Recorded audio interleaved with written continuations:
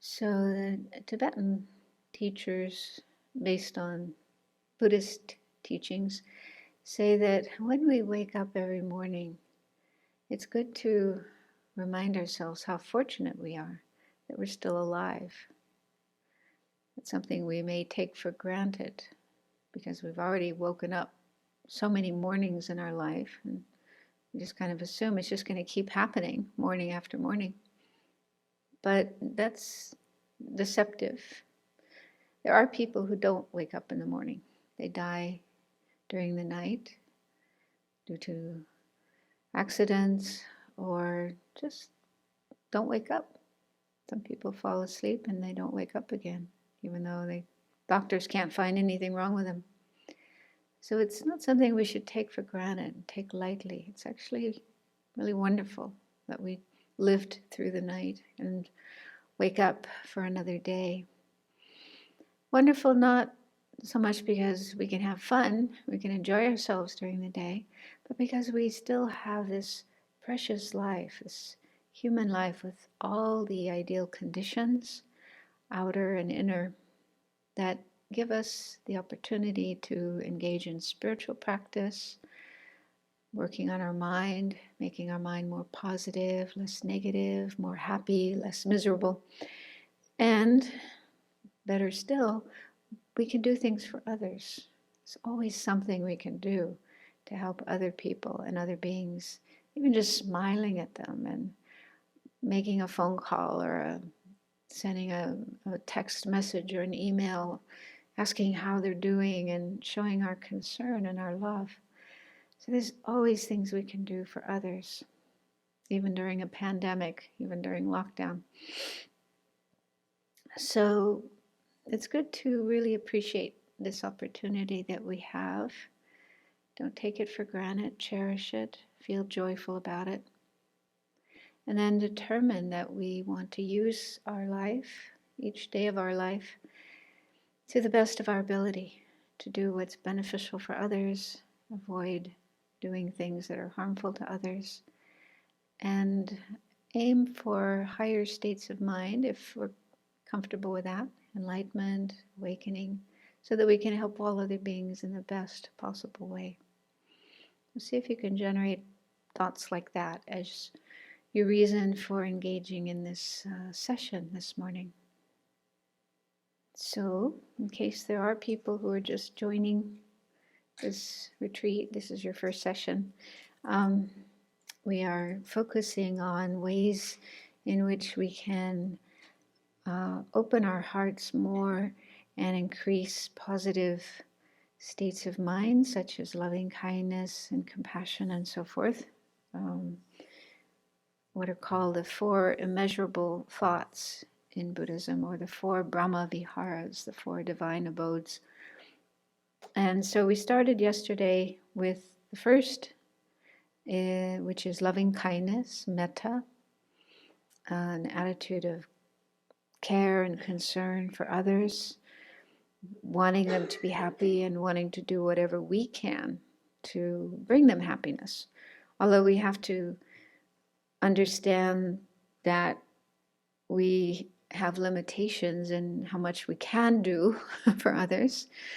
Even a Buddha cannot kind of insert happiness into people's minds. That's just not possible. So each person, each one of us is responsible for our own mind, our thoughts, our experiences.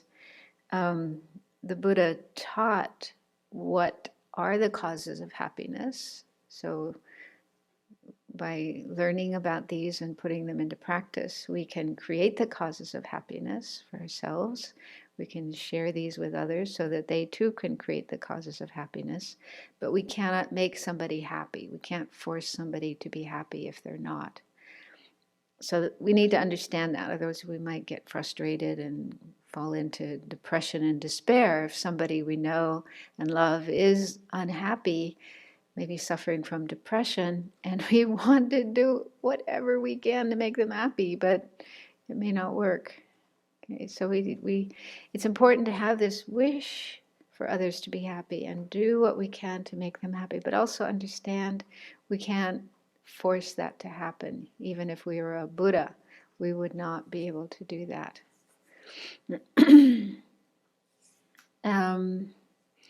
But even if somebody is suffering from depression or grief or whatever, and really deeply unhappy, we can help them in spiritual ways. For example, by doing prayers, doing meditations, dedicating our merit for them, just showing as much kindness as we possibly can.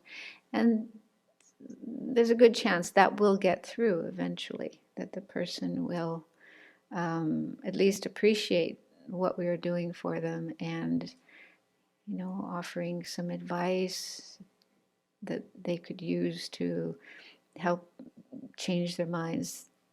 Maybe after some time, it will get through, and they will start listening and paying attention to what we're saying and doing it.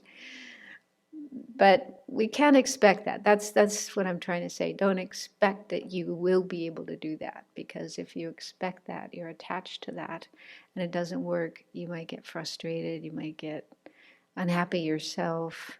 So all we can do is try our best, do our best, and then be happy with that, even if we don't see results immediately in the other person. And yesterday, we were looking at how one method for cultivating loving kindness is to bring to mind different individuals and then just repeat to oneself certain phrases such as "may you be happy" and so on. And it's good to do that, even if we don't feel immediate results. This wonderful feeling of loving kindness comes up in our mind every time we do that. That may not always happen, but it's still good to say those words to oneself, and slowly, slowly it does start to change. The mind starts to change. And we also looked at how we need to include ourselves in this meditation. We need to cultivate loving kindness for ourselves, even though the traditional Tibetan teachings don't mention that. But maybe they didn't need that. Maybe they already have love for themselves and they didn't need a specific method for doing that. But many people in the West, and maybe other countries as well, do have a problem with feeling love for oneself. And so it is good to include oneself in the meditation. And it's also said that loving oneself might be the hardest of all. It might be easier to love others, but when it comes to oneself, no way. We also might have resistance. We might think, oh, but isn't that selfish? I shouldn't do that. So that is addressed in the book In Praise of Great Compassion by Venerable Chudran and His Holiness. It's volume 5 in this series, and there's a whole chapter. The first chapter of the book is about the 4 immeasurables. So here on page 12 it says, some people may wonder if generating love toward themselves is selfish or self-indulgent. Cultivating love toward yourself is not selfish, because the goal is to generate love toward all beings, which includes yourself. I'm a being too. We say, may all sentient beings have happiness and the causes of happiness. We don't say, may all sentient beings except me have happiness and the causes of happiness. Right? I'm a sentient being too. I deserve love. So it just makes sense that we include ourselves. You are no more or less important than others. You are also worthy of love and kindness. Since many people suffer from self-hatred, this meditation is an excellent counteracting method. While cultivating love for yourself alone does not bring meditative absorption, it does get you going in the right direction. The meaning of that is that in the Pali tradition, the context for cultivating these four thoughts, love and compassion and so forth, is they are methods for attaining higher states of meditative absorption, the jhanas. In Sanskrit, they're called dhyanas, and Pali, they're called jhanas. So these are meditative states of very deep concentration, deep absorption. And so there's a practice where you, for example, with loving kindness, you first generate loving kindness and make that very firm and stable in your mind. And then you focus on that. You make that your object of concentration. And in that way, your mind, it takes time and effort, but eventually you can attain these meditative absorptions. And then attain, like, the form realm absorptions and so on. So it's quite a high practice, maybe higher than most of us are capable of at this point in time, but it's still good to cultivate, at least cultivate loving kindness as much as we can for ourselves and others. So that sentence means if you're only meditating on love for yourself, that you will not be able to attain these jhanas. You have to do it for as many beings as possible. But at least you're going in the right direction. And then conversely, following selfishness and self-indulgence is unkind to yourself and causes misery. Yeah, so if we, just only cultivate love for ourselves and not for others, and we're very self-centered and self-indulgent and narcissistic and so on, that eventually leads to suffering and problems. So we don't want to just stop at cultivating love for ourselves and not for others, using others as objects for our own happiness. So that's not what we want to do. But in the context of trying to cultivate love and kindness for more and more and more people and beings, we need to include ourselves in there. Self-centeredness, which makes you greedy, easily offended, and vindictive, does not bring you happiness, whereas developing mental tranquility that is free from afflictions does. So anyway, the point is, it's not selfish or self-indulgent to cultivate love and kindness for ourselves, provided we're not only focused on ourselves, only caring about ourselves and not about others. And so if we do have this problem of self-hatred and self-criticalness, which is an obstacle to loving ourselves, I think it's helpful to look at what our mind is saying. Why do I not love myself? What's my reason for not loving myself? And when I do that in my own mind, I find that, there's certain phrases, statements my mind is making about myself. And sometimes they're just horrible and harsh. And I say, would I ever say that to anybody else? No way. I would be totally ashamed to say such things to anyone else. So the things that I say about myself are really awful when I stand back and look at it.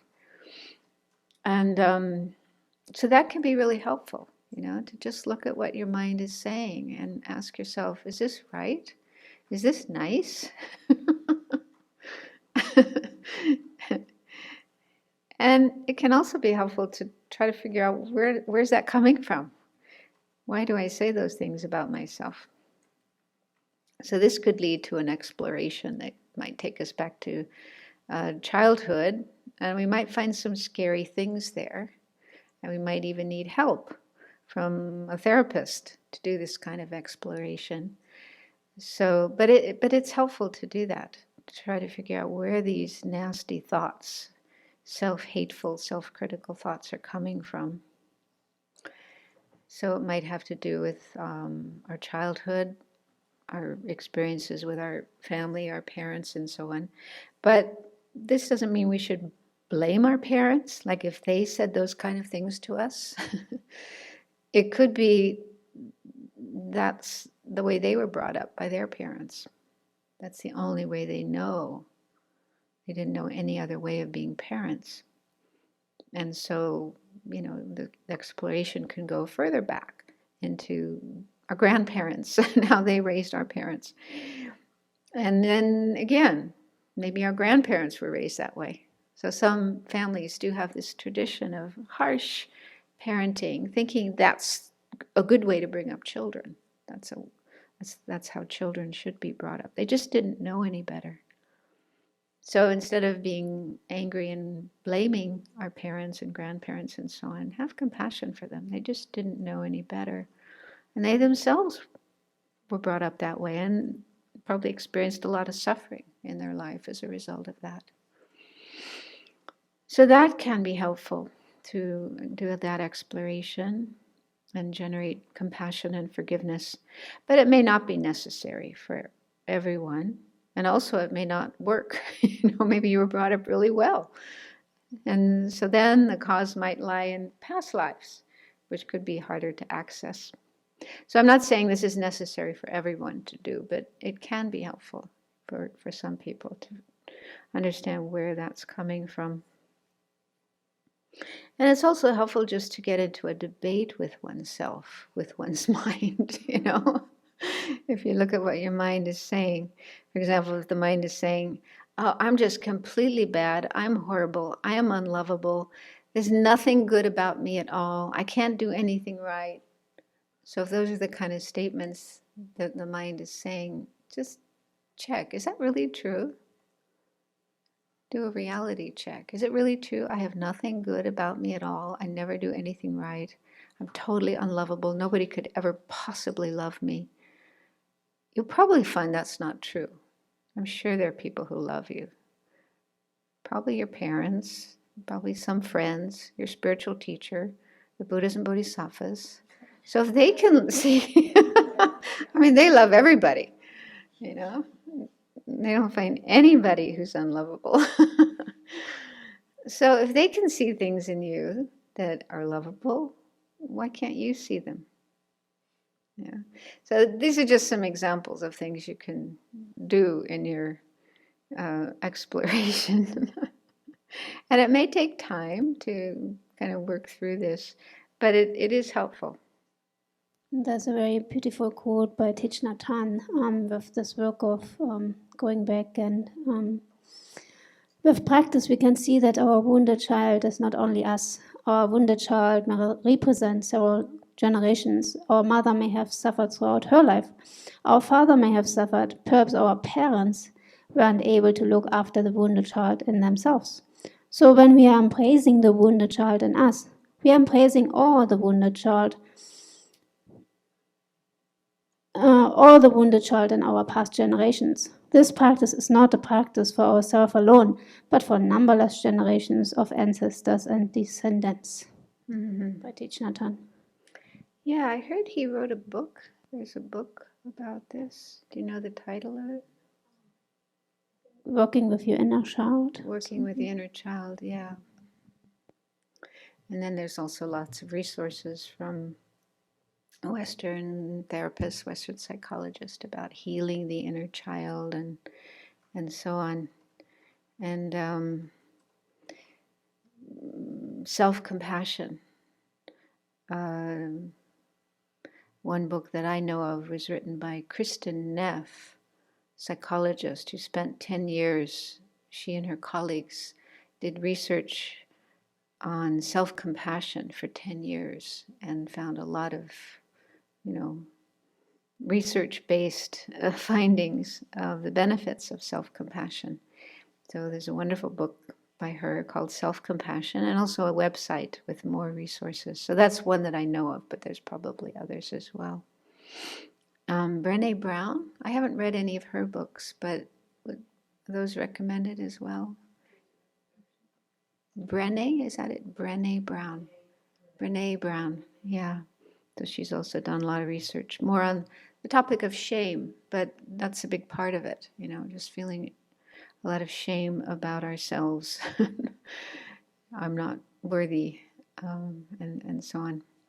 So there's lots of resources out there that you can get help from to work on overcoming those kind of feelings of self-hatred and lack of self-love, lack of self-compassion, shame, and so on.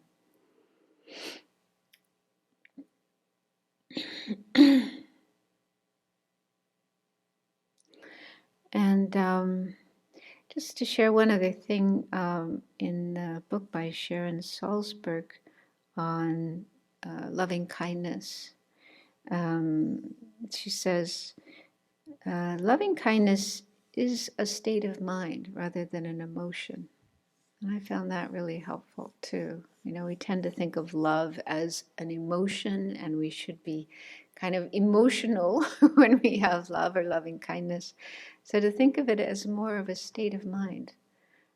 Ideally, we're trying to cultivate that state of mind so it's with us all the time. It doesn't necessarily mean, you know, this excited feeling of, oh, I love you, but just a way of looking at oneself and others.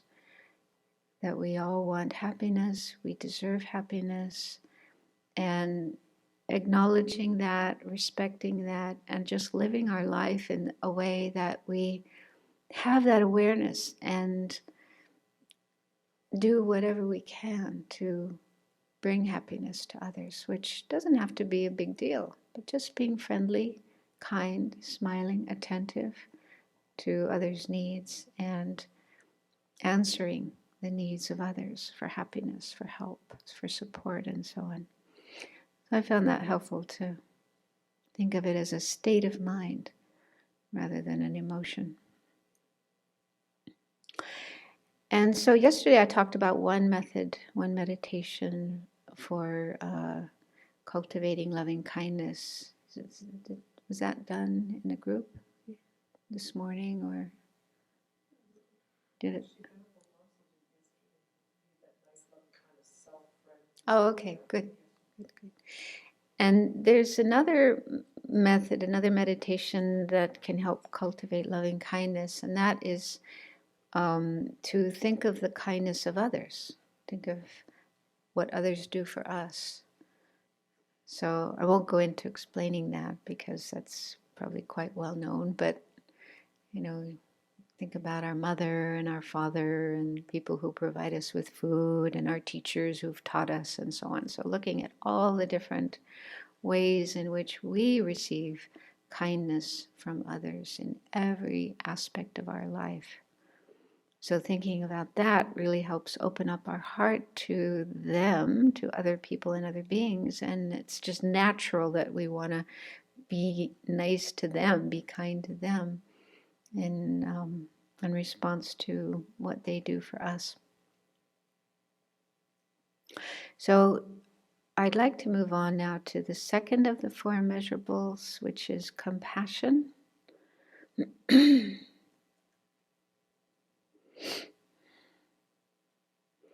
So compassion is similar to love, but it has a somewhat different emphasis.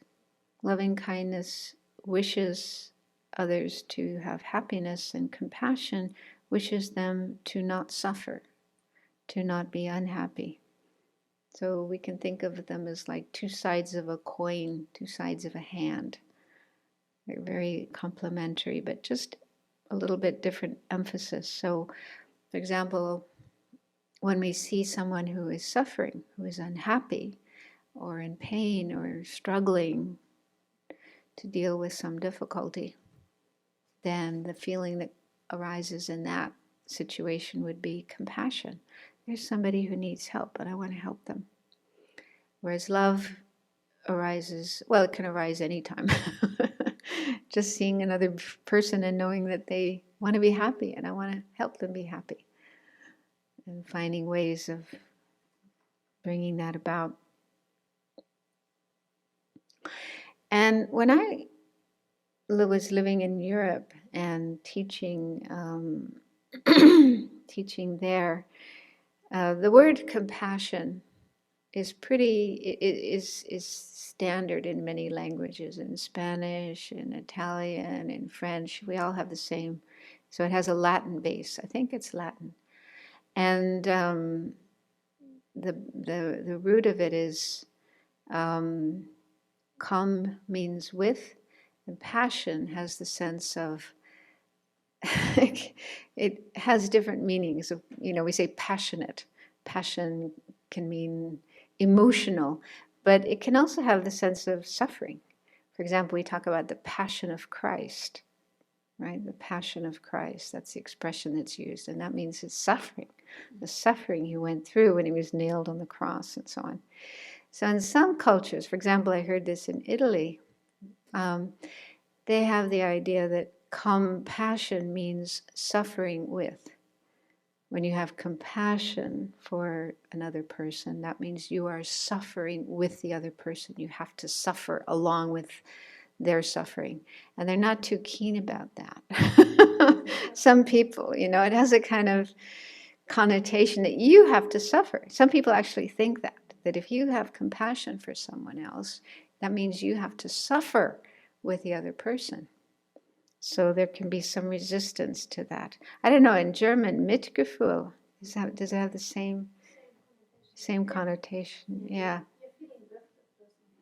Yeah. So then I was curious about the terms in Sanskrit, Pali, Tibetan, if they have that connotation. So in Sanskrit and Pali, the term is karuna, like our dear little kitty, karuna. And I had some difficulty finding the meaning of karuna. I don't know Sanskrit myself, but I think it was Sharon Salzberg who said the sense of karuna is a quivering of the heart in response to another person's suffering. The heart is quivering, is shaking. So it doesn't necessarily mean you're suffering. Your heart is moved. And then the Tibetan term is nyingje. Ning is another word for heart or mind. Heart and mind are, I think, seen as the same thing. And then J has, like we say, J Rinpoche. It has the sense of being noble, being venerable, being respectful. So maybe we could call it noble heart. Ningje means noble heart. I'm just kind of guessing. That's the sense of Ningje. So again, it doesn't have a sense of suffering along with the other person, but a noble heart, a venerable heart or mind. So I found that helpful to look at the terms in Sanskrit and Tibetan as opposed to the Latin or German or European words. And His Holiness the Dalai Lama, here's a quotation from him about compassion. He says, genuine compassion, as opposed to pity or personal distress when seeing others suffer, is deliberately cultivated for a good purpose. Unable to ignore sentient beings' dukkha, suffering, compassion wishes them to be free of it. Our minds may be temporarily disturbed because our apathy has been challenged. We're shaken up out of our apathy and our passiveness. So there may be some disturbance there. But this type of mental disturbance spurs us to be more tolerant and kind. It makes our minds strong and determined to aid others and brings benefit to ourselves and others. So he makes a distinction between compassion and pity, which, like if you look up the word compassion in dictionaries, it sometimes says pity. So sometimes compassion and pity are equated. But there's a very nice distinction between compassion and pity made by Stephen Levine. He's passed away now, but he was a teacher in the Vipassana tradition, taught mindfulness, and he also did a lot of work with dying people and wrote a number of books about death and dying. And he said there's a difference between compassion and pity, although they can look similar. He said that when our fear touches another person's suffering, that is pity. But when our love touches another person's suffering, that is compassion. So I can relate to that because I remember when I was traveling before I went to India and learned Buddhism and became a nun and encountered beggars. First time I encountered beggars, I think, was in Morocco. Back in those days, you didn't see beggars on American streets like you do now, or European streets, homeless, miserable-looking people. So it was in Morocco that I first encountered them, and it kind of shocked me in a way, and I felt moved and wanted to help them, but I was also afraid. I was afraid of getting too close, afraid of sharing my limited resources with them, because then I wouldn't have much to, for myself. I wanted to make them last as long as possible so I could keep traveling and so on. So there was definitely fear there. Pity. So that was more like pity rather than compassion. Whereas compassion, and also pity can involve a sense of superiority. Like I'm up here and you're down there, you poor thing. And I don't want to get too close because I might catch what you have, right? So that kind of feeling is more like pity. Whereas compassion is more like you're on the same level. This is another human being just like me, or another animal. I mean, an animal too. Another being like myself, who doesn't want to suffer, but is suffering. And I can understand that because I'm a being also, and I know I don't want to suffer. So there's more of a equal feeling rather than I'm up here and you're down there. And our heart is moved enough that we want to help them, even if we can't. I mean, it's not always possible to help another person who's suffering. We may not have the knowledge, the skill, the means to help them, but at least we want to. There's that strong wish to help that person or that being, even if it's finding somebody else who does have the skill and the means to help them, calling 911. But we're not just indifferent and walk away. Oh, well, I hope somebody will help them. And we're not afraid. I mean, it takes time to overcome that fear. But His Holiness says, in his experience, compassion gives courage. Compassion gives courage. So the more we can cultivate genuine compassion, and I can see that in myself. I'm much more courageous now than I used to be. Not so frightened when I see suffering. I'm much more, I want to get in there and do something to help this person. So genuine compassion gives us courage to overcome our fears. But it takes time. It may not happen immediately, but the more we work on cultivating compassion, the more we will find courage to help. And another excellent resource about compassion is the book A Fearless Heart by Thupten Jinpa, who many people might know as, he was a monk and he became a geshe, then became a layman and got married, had kids. But he also has a PhD in religious studies from Cambridge, I think. So he's very, very knowledgeable about Western philosophy and science and so on. And he's been a translator for His Holiness on many occasions, and especially in the Mind Life conferences, meetings. So anyway, he was involved in setting up a compassion training program together with Stanford University. And that's been ongoing for many years, training people in compassion. So the book A Fearless Heart explains that whole process of how they developed that program and the basic components of that program. He also brings in his own kind of story from his own life and so on. So it's a wonderful book about compassion. So in that book, his explanation of compassion, what is compassion, is a sense of concern that arises when we are confronted with another's suffering and feel motivated to see that suffering relieved. I'll repeat that. A sense of concern that arises when we are confronted with another's suffering and feel motivated to see that suffering relieved.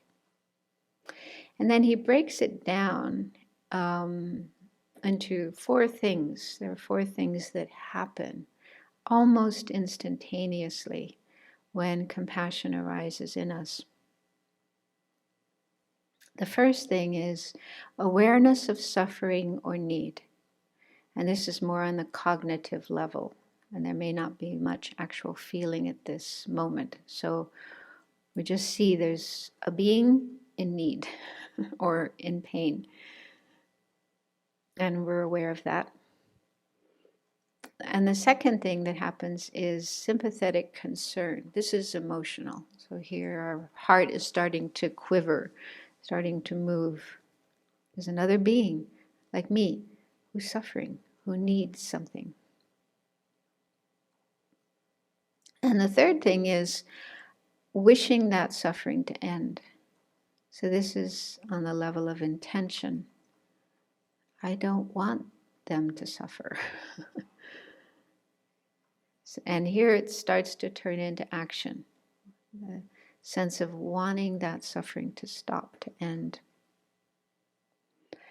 And the fourth is readiness to help it end. So this is motivational. So here there's more of a sense of wanting to do something. We might even already be moving our body to do what we can rather than just being paralyzed.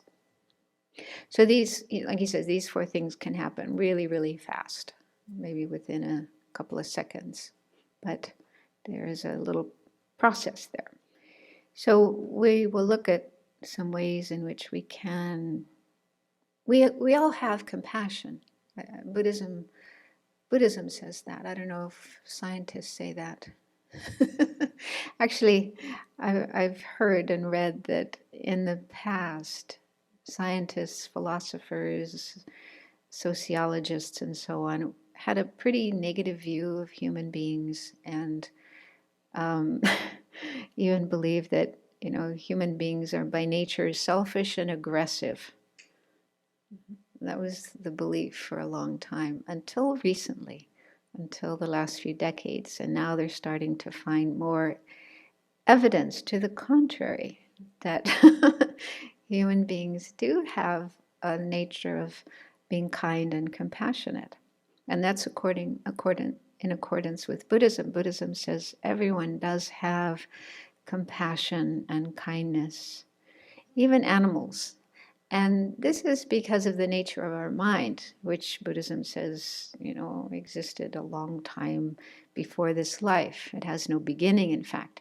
And compassion and kindness are natural qualities in everyone's mind. We've had it before.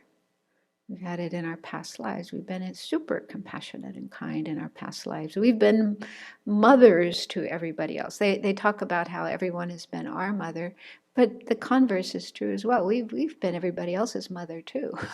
So we have given birth to and taken care of every sentient being. Every sentient being has been our child. So compassion is there in our mind. And it seems that, scientists are starting to recognize that these are natural qualities in human beings. And there's evidence of that.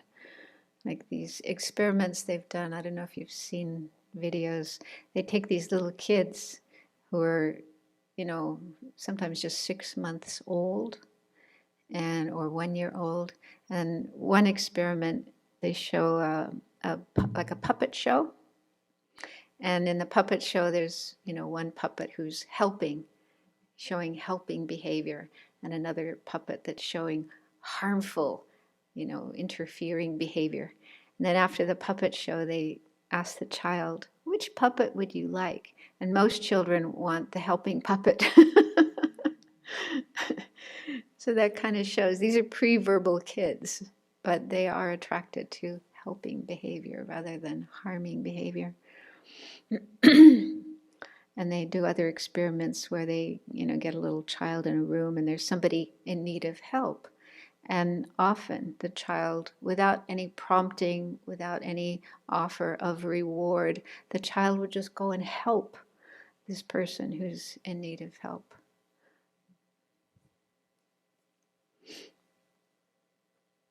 I read of another type of research experiment on children's reaction to emotion. And so they hear, and this is just they're in a crib, they're still, very, very small. And they hear a voice with some kindness and emotional content like love and concern. And the children either don't cry or respond with smile and attention and moving. But if they're exposed to a voice devoid of any emotion, like a very dry, sort of non-emotional or caring tone, children start crying, the babies. So they have that kind of a response already with them, even at that young age. That's really young, still in the crib. Yeah. So it's good that they're even doing these experiments and looking into it. And I hope more and more people can open up to the findings of this, be more optimistic about human nature. Because I heard my friends in Israel who are psychologists and having a training program that involves learning traditional methods of psychoanalysis as well as Buddhism and meditation. So they told me that Freud's view of human nature was really, really dismal. He thought the best we can do is just become kind of normal functioning human beings in the world, but we always have these basic natures of aggression and sex drive and selfishness and so on. So fortunately later psychoanalysts had a more positive view of human nature. So it does seem that, among professionals there is improvement in the view of human nature, which is really important because, if you don't think that human beings can get much better than being aggressive and just keeping that under control, then they're not even going to try to help people improve beyond that. So having a more positive, optimistic view of human nature and human potential is really, really important so that we can encourage human beings to, actualize their potential as we do in Buddhism. And one question here is the difference between empathy and compassion. Those are two terms that are used a lot these days, and there are different opinions about what is empathy and what is compassion. But in Thupten Jinpa's book, A Fearless Heart, it explains that empathy is the ability to understand any kind of feeling another person is experiencing. So that can include joyful feelings as well as suffering feelings. So it's just being able to tune in to another person's experiences, any kind of experience they may be having. Whereas compassion is specifically related to suffering, to unhappiness, pain, and so on. So it's tuning into that. So when for example, if we see children playing and looking very joyful, empathy understands that joy. But that doesn't necessarily lead to compassion because they're happy, they're not suffering. Whereas when we see a child looking sad or crying, empathy understands that they are unhappy, and then that leads to compassion. So it seems that empathy underlies compassion. It leads to compassion in cases where we observe another person suffering. So that's one way of explaining it, but you can also find other explanations. And in Buddhism, we don't really have a term for empathy. I mean, Thupten Jinpa didn't mention a term in the book, but I'd never heard of it before. It's not not something that's commonly explained. But I don't think that means Buddhism doesn't acknowledge the existence of empathy. They just didn't name it. But for sure, we have the ability to understand another person's feelings and emotions. Maybe they just feel it's so obvious we don't need to talk about it. It's already there. So that's just a bit about compassion, trying to identify what compassion is. And I think it is helpful to look at our own experience, explore our own experience, and identify compassion. It is there, it does come up when we see, again, it's easiest when there's a little child or a little animal, a puppy or a kitten who's looking sad, crying, and that response that comes up in our heart. I wondered in the past, I used to wonder if animals can have compassion. And it seems they can. And I witnessed a case of this myself. I was staying at Tushita Meditation Center in Dharamsala, which is kind of up in the forest. And there's lots of monkeys, wild monkeys, who love to come and hang out in the garden at Tushita and find things to eat. So I was in my room one day, and I heard this noise like a baby monkey in distress. It was this squealing sound, and it just went on and on and on. So I finally went out to see what was going on. There was a whole tribe of monkeys on the ground, finding things and eating them. And there was this little baby monkey up in a tree all by itself, screaming, making all this noise. And I thought, maybe it doesn't know how to get down, wants to be with the other monkeys, but doesn't know how to get down.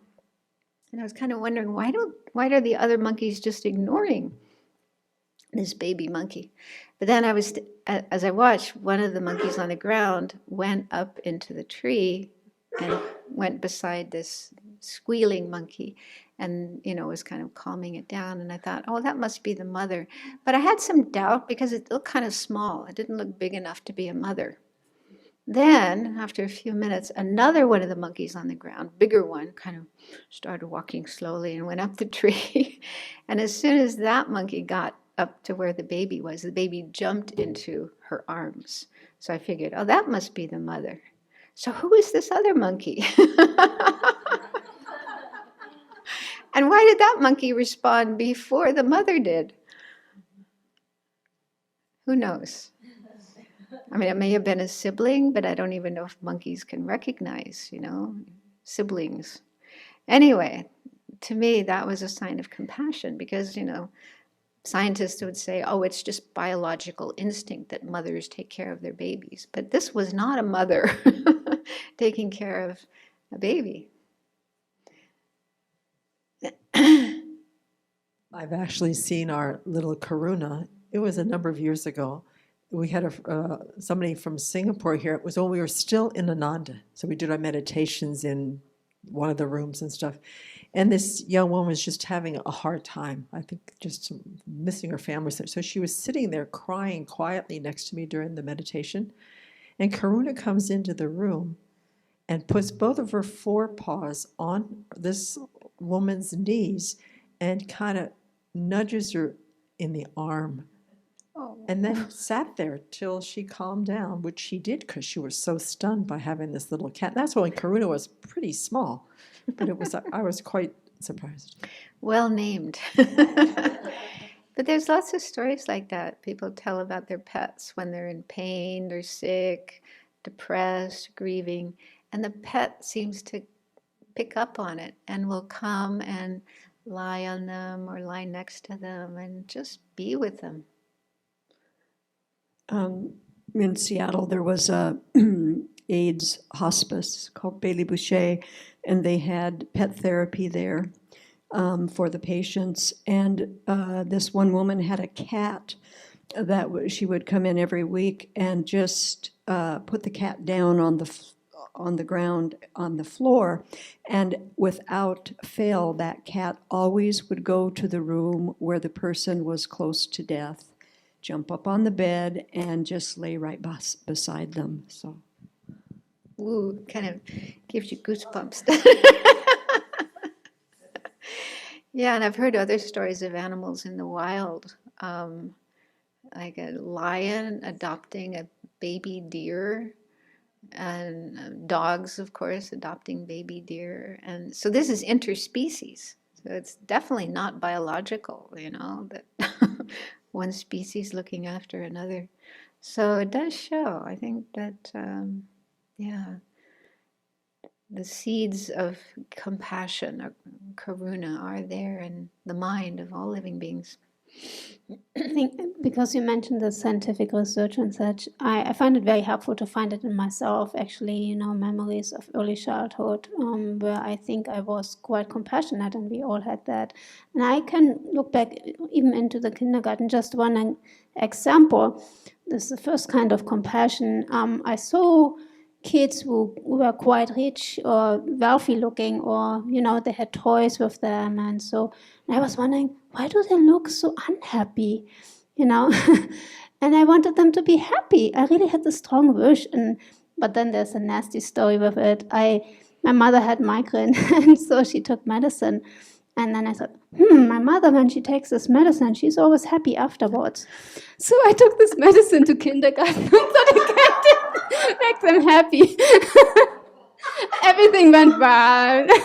Nobody died, but it could have. But the natural wish. And I think it's helpful for us to look into our own experiences where we had this natural wish somebody will be happy. Can I quote another thing from His Holiness the Dalai Lama that I just read today, and I found really, really helpful, especially thinking about a difficult person maybe, or somebody who's doing harm. True compassion isn't just an emotional response, but a firm commitment founded in reason. Therefore, our compassion for others doesn't change, even if they behave negatively. Our sense of responsibility for others gives rise to a wish to help them actively overcome their problems. Yeah, so this is another thing about compassion, that it needs to be balanced with wisdom. I've heard this term, I don't know the origin of it, but they talk about idiot compassion.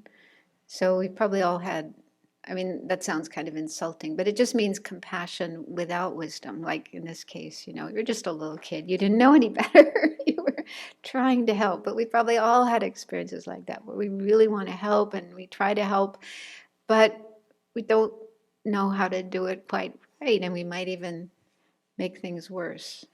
Yeah. So at least there is compassion there, and that's a good thing. We want to help. We try to help. But ideally, we need to have wisdom. We need to have the ability to, assess the situation and think about what would be the best way to help. And if we can't do it, find others who can, and so on and so forth. So that's the best form of compassion, wise compassion.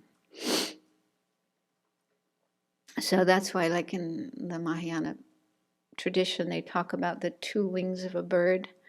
If we want to progress on the bodhisattva path, ascend to the state of awakening, we need these two wings, two sides of the path, compassion on one side and wisdom on the other. So those two will keep us balanced and be able to use our compassion wisely. But also if we lack compassion and we only have wisdom, but without compassion, then our mind may be sort of very intelligent, very smart, and very wise, but lacking that warm-heartedness that reaches out to others and cares about others and tries to help others. So we may be sort of cold and analytical, like a robot. And that's not good either. So it's helpful to think about what would happen if we have compassion without wisdom? What would happen if we have wisdom without compassion? Just to see the need for both of those aspects of the path. So, obstacles to compassion, let's look at those, because I think we can see the benefit of having compassion and want to have more compassion, but there are things that can hinder it. So again, we have a far enemy and a near enemy. What do you think the far enemy is? The opposite of compassion? Cruelty. What did you say? Well, anger can be. Anger is more the far enemy of love. But yes, it definitely can stand in the way of compassion.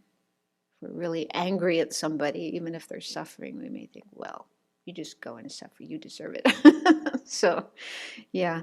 But it's usually mentioned cruelty. Cruelty is really the opposite of compassion. Cruelty is where we take pleasure in making others suffer. So either we ourselves do things that cause others to suffer and we feel good about it, we take pleasure. I mean, we hear stories like that of, people, even little kids who take delight in torturing animals or torturing other children and actually feel happy about it. And then, of course, people who do that engage in torture. So that's the opposite of compassion. But I think, even if we don't make the other person suffer ourselves, but if we see them suffering or hear about them suffering and we don't like that person and we feel, ha, ha, ha, I'm glad you're suffering. I'm glad you deserve it. Something like that. So even to feel pleasure over another person's suffering is kind of not a nice state of mind, definitely not compassion. So we have to look out for that and not let that be our mode of being. So remedies to this, if we do happen to notice it in ourselves, would be, of course, mindfulness, just watching our mind and being honest. If that kind of thought or feeling comes up, don't deny it, but apply remedies to it. Work on trying to make sure that doesn't keep coming up. And no need to feel ashamed, because it is normal. I think it's quite normal that we may have that because we've had it before in this life and we probably had it in past lives as well. So it's just a remnant of past experiences. So we don't have to identify with it. We don't have to think, that's me. Oh, I'm a cruel person. It's just a thought, just a feeling that comes up in our mind because we've had it before. And maybe as a child. I mean, I did some really nasty things to my younger siblings when I was a child that I feel very ashamed of. But, as a child, we might have indulged in that. And so once a thought or feeling arises in our mind, it leaves an imprint for that same kind of thought and feeling to come again. That's just a natural process, like what happens in nature. You have one kind of, like knapweed. We have this problem here of this noxious weed, knapweed. So a knapweed plant grows and just naturally, leaves seeds for other knapweeds to grow. It's just a natural process. So it's similar in our mind. One kind of thought leaves the imprint for that same kind of thought to come up again. So we need to notice those kind of negative thoughts and have a clear awareness that is not the way I want to be. That's not the kind of thought I want to have in my mind, and try to throw it out and replace it with something positive, just like we do with our knapweeds. And just work on replacing that kind of thought or feeling with those of kindness and compassion, understanding, well, this person, just like me, it's just another person, another human being, or another animal, another being, another sentient being who doesn't want to suffer. So why should I wish them to suffer? That's not nice. I wouldn't want someone to do that to me. So the golden rule is very helpful. Don't do to others what you wouldn't want anyone to do to you. Do to others what you would want people to do to you. So that's kind of common sense, but it's helpful to remind ourselves of that. And then the near enemy of compassion, what do you think that is? Well, the traditional is pity, which is, yeah, we could say personal distress, getting kind of really upset. And there's a fearfulness there, and maybe also some confusion about, what do I do? I don't know what to do, so maybe it's better I just walk away, get out of here, you know. So that can appear in various forms, but yeah, we already looked at Stephen Levine's explanation of the difference between pity and compassion. So good to just watch our mind, watch our experiences, and try to recognize when it's compassion and when it's pity, and try to work more on having genuine compassion, because that gives courage.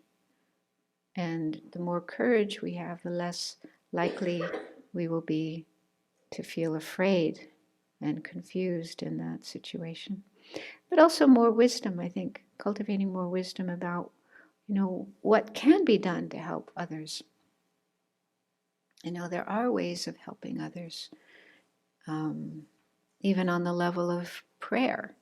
Like if someone is dying and there's no way we can stop that process of dying, they're definitely dying, and maybe they're also in pain, and nothing can stop that. But we can help on a spiritual level. We can pray for them. Think of the Buddha. Imagine the Buddha above their head, sending light into them.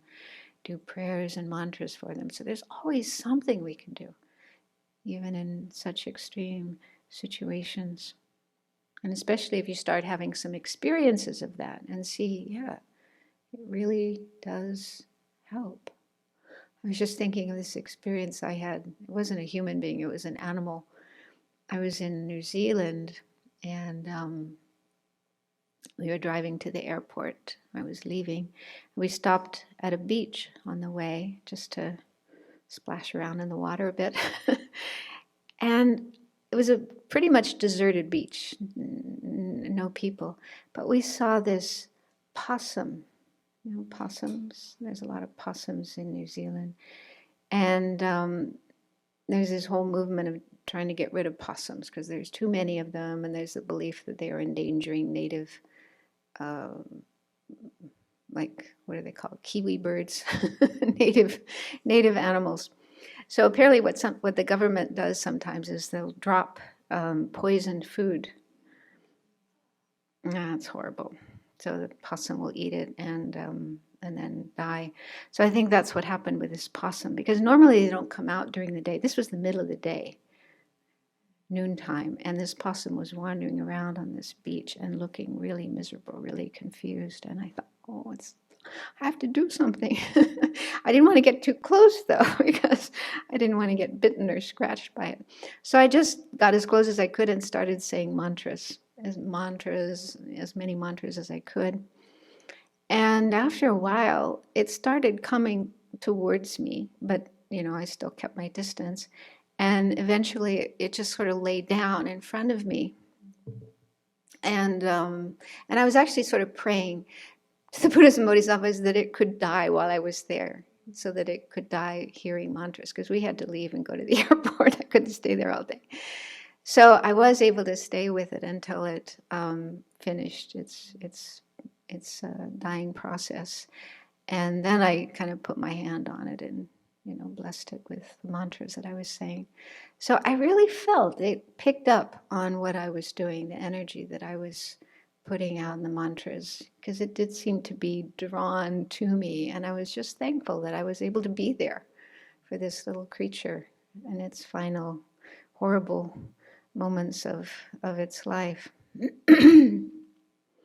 So, yeah, and same with human beings. If we're with someone who's in pain or dying and we're saying mantras or doing meditation, we might be able to notice that it does have an effect on them. It does help them to be more calm. So there's always something we can do. Yeah, so again, remedies to pity would be just mindfulness, so being able to notice, detect the difference between pity and compassion. So we can only do that through our experience. We can read explanations of it, but then we have to look inside of ourselves and detect, oh, this is pity, this is compassion, and then put more energy into the compassion, genuine compassion, and try to work on overcoming the pity, which is fear-based. So if we can work on our fears, whatever our fears might be, and try to overcome those, and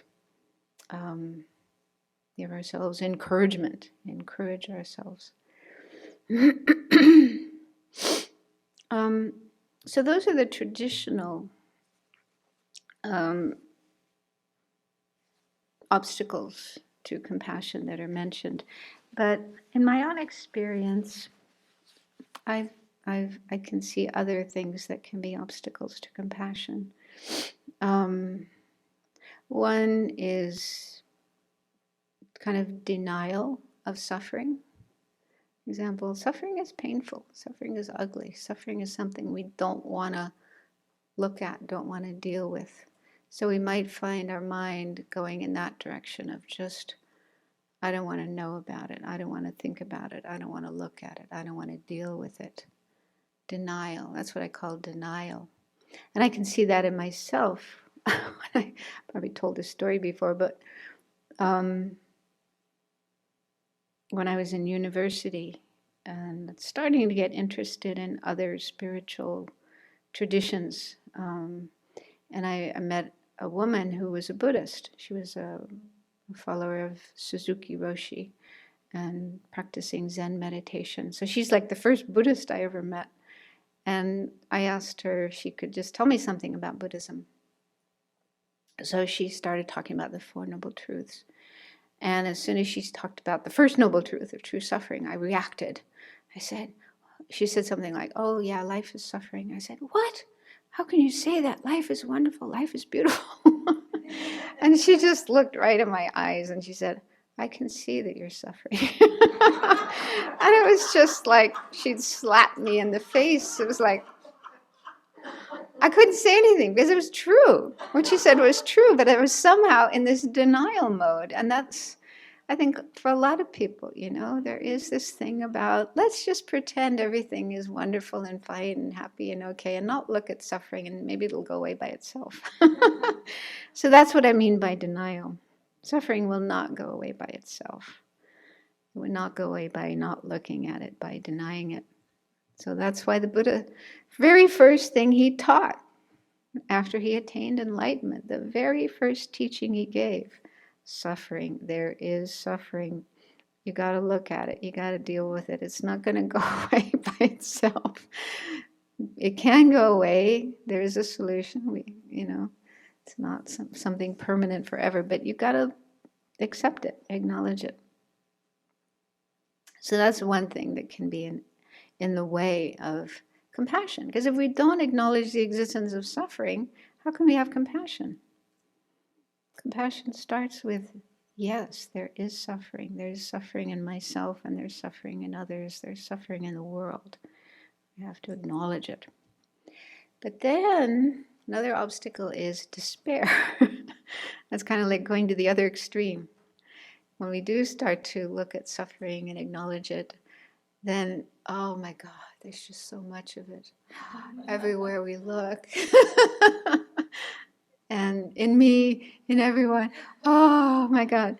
So despair is being overwhelmed, and feeling like there's nothing that can be done. It's horrible, it's awful, it's going to be there forever.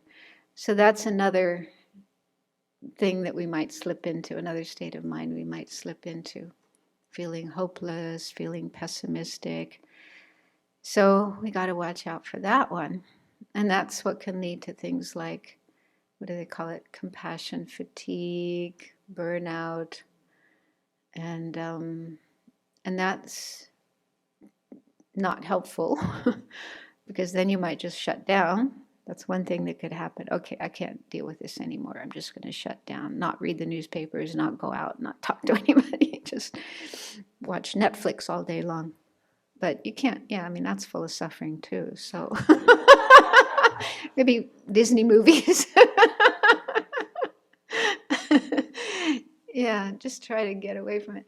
So, yeah, and then go back into denial. Yeah, so watch out for despair. And because, like the Dalai Lama says, we want to keep engaged, being engaged in the world, be engaged with others, have courage, have optimism, have hope, and just keep doing whatever we can to relieve suffering. So I think that there are some ideas in Buddhism that can really help us to keep this balance. But, denial and despair are like two extremes. And we might find ourselves swinging, between one and the other. And so we want to find a middle way that avoids those two extremes. So I think some Buddhist ideas can help with that.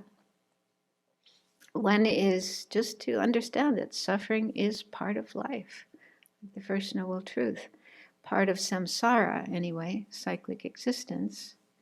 As long as we and others are in this situation where we are not enlightened, we haven't yet awakened to our true nature, our true potential, so we're still beclouded by ignorance and confusion and other afflictive emotions. So as long as we're in that situation, there is suffering, and there will continue to be suffering. It's just a natural part of samsara. So it takes time to get used to that idea. Initially we have, probably denial and despair, but eventually can get to the point where, yeah, that's just how it is.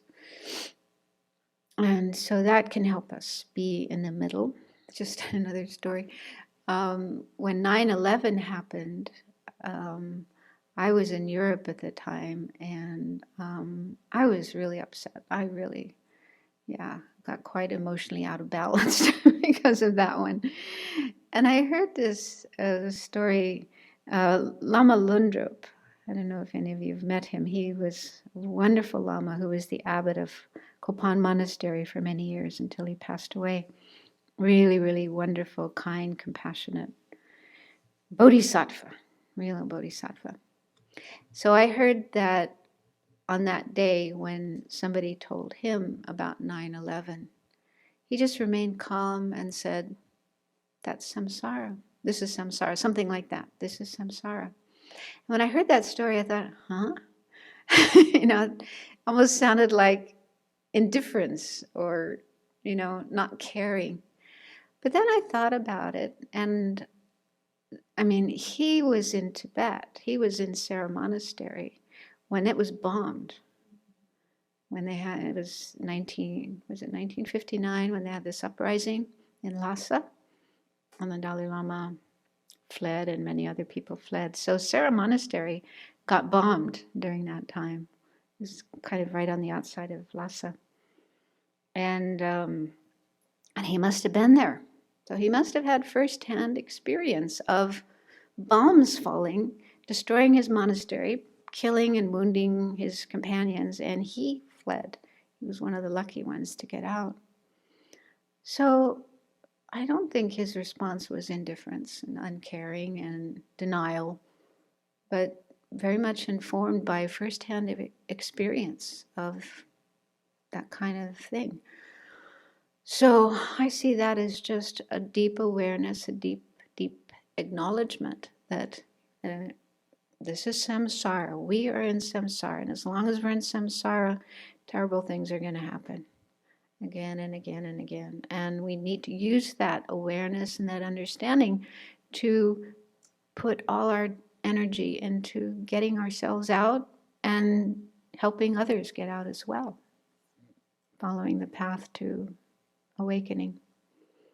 So for me, that was helpful, just to see how, my mind was still very much shocked by such things happening. I mean, it was shocking. But on the other hand, there's worse things that happen in samsara than that, and continue to happen and will continue to happen in the future. That's why we have to get ourselves out and help others as well. So anyway, that's just a kind of illustration of what I consider a kind of healthy acknowledgement of the reality of suffering in samsara, where you're no longer kind of shocked, but not indifferent. Okay, I don't think there was any indifference there.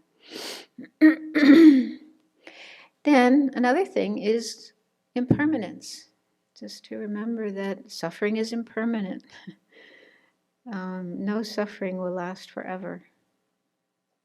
Sometimes it only lasts a few seconds or a few minutes, sometimes maybe a few hours. It may last a few years, it may last a lifetime, but eventually, sooner or later, all suffering will come to an end. So the Buddha found a way to end suffering and the causes of suffering such that they will never arise again. And he taught us how to do it. We have access to those teachings. It's just a question of putting them into practice and doing them. And yeah. So that can be helpful, just to think, yeah, it's not going to be there forever. It does exist, but it won't be there forever. Every living being will be able to be free of suffering and its causes once and for all. So that can help to cool down our distress. Number 3, another point is reflect that suffering isn't necessarily bad. Suffering can be a great teacher. I mean, there's all kinds of methods in, especially in the teachings on bodhicitta and thought training, thought transformation, on how to make use of suffering and problems, how to actually transform those experiences into the path, enabling us to progress further on the path. So it's not necessarily bad. And I've also heard lots of stories of people who aren't exposed to Buddhist teachings, but they still find meaning in suffering. They find benefit in suffering. Yeah, it helps them have more compassion, helps them. I mean, one story is a person I know who, he was in his 20s when he got cancer. And he told me that was the best thing that happened to him in his life. And I was sort of surprised, so I wanted to know why. And he said, well, when he was recovering, getting treated and recovering from cancer, he had to stay with his family. And he hadn't been on good terms with his family prior to that. But while staying with his family during that period of time, they worked things out. And they were able to come to a really good place in their relationship. So he worked out problems with his family. And he also became interested in meditation.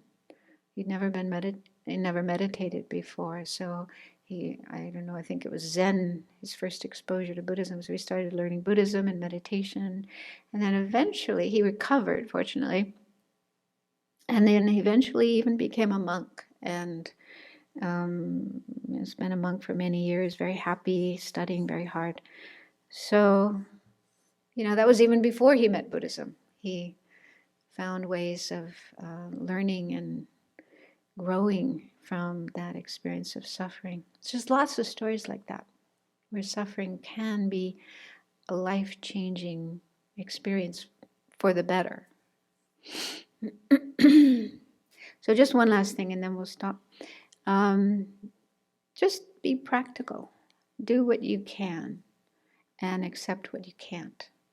So like Shantideva's verse, there's no need to be unhappy if there's a problem. If there's a remedy, something you can do about it, do it. If there's nothing you can do, accept it. Because being unhappy isn't going to make things better. It's just going to make things worse. So that's a really good thing to keep in mind. And I really like the serenity prayer they use in Alcoholics Anonymous, which is kind of similar to Shantideva, but has another element to it as well.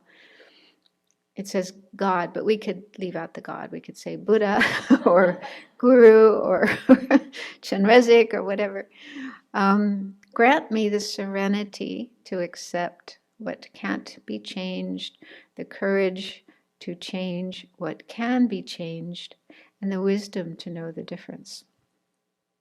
That's really, really beautiful, really profound, really helpful when we are facing difficulties, whether it's our own personal ones or somebody else's, just to say, okay, is there something I can do, something that can be changed? Do it. But with things that can't be changed, accept it. And then to have that wisdom that is able to tell the difference. Okay, so we'll stop there, and there's a bit more about compassion I'll cover in the afternoon. I don't know, in the next meditation? I mean, a way to meditate on compassion is similar to the one we did with loving kindness, except that you bring to mind different people and then think about how they're suffering and then say words like, may you be free of suffering, may you be free of physical suffering. You can sort of make your own words, but just focusing on wishing the other person to be free of suffering. So who's ever leading this session, you could do something like that. Okay, thank you.